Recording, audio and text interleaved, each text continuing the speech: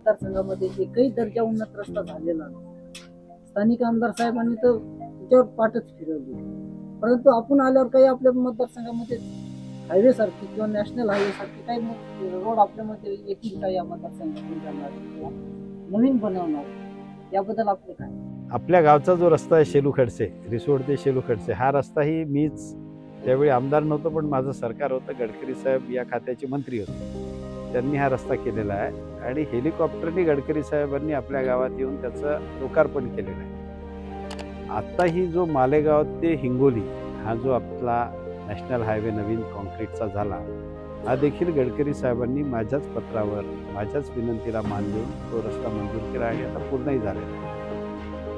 आपल्याकडे जिंतूरहून रिसोड मार्गे मेहकरला जाणारा एक नॅशनल हायवे, तो देखील गडकरी साहेबांनी माझ्याच पत्रावर माझ्याच मागणीप्रमाणे आपल्या लोणी सखाराम महाराजांच्या लोणीपासून तो रस्ता येणार आहे, तो देखील मंजूर केलेला आहे। त्यामुळे माझे आणि गडकरी साहेबांचे जे संबंध आहेत, मैत्रीचे संबंध आहेत गेल्या अनेक वर्षापासून।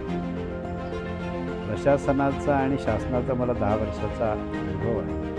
त्या अनुभवातून त्यावेळी तर मी विरोधी पक्षाचा आमदार होतो आणि विरोधी पक्षाचा आमदार असतानाही मी त्या काळात जे कामं केले, रस्ते केले, तलाव केले, तसे कामं पुन्हा या 15 वर्षात झाले नाही। एकही तलाव झाला नाही, एकही नवीन रस्ता झाला नाही, ही वस्तुस्थिती आहे।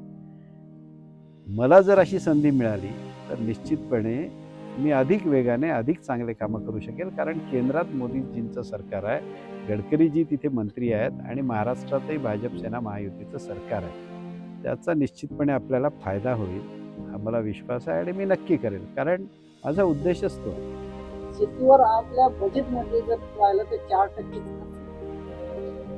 आणि क्रिकेट सारखा जर खेळ पाहिला त्याच्यावर 12% 14% खर्च होतो। हा बजेट वाढवायला पाहिजे आपण शेतीवर, आणि ते क्रिकेटवरचं बजेट कमी करा।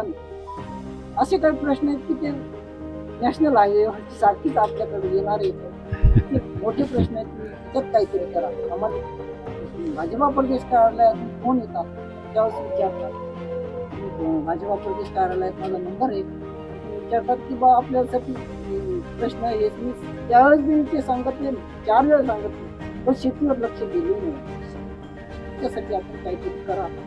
आपला देश कृषीप्रधान देश आहे, आपण सगळे शेतकरी आहोत आणि बहुतांशी लोक हे शेतीवर आधारित उद्योगांवर किंवा शेतीवरच अवलंबून आहे। त्यामुळे शेतीकडे लक्ष दिलं गेलं पाहिजे। आदरणीय पंतप्रधान नरेंद्रजी मोदी साहेब आल्यानंतर अनेक योजना त्यांनी शेतकऱ्यांसाठी आणल्या आहेत, शेतकऱ्यांना वेगवेगळ्या पद्धतीने मदत केली, त्यामुळे त्यांचंही लक्ष आहे, महाराष्ट्र शासनाचंही लक्ष आहे आणि आमचंही लक्ष नक्की राहील।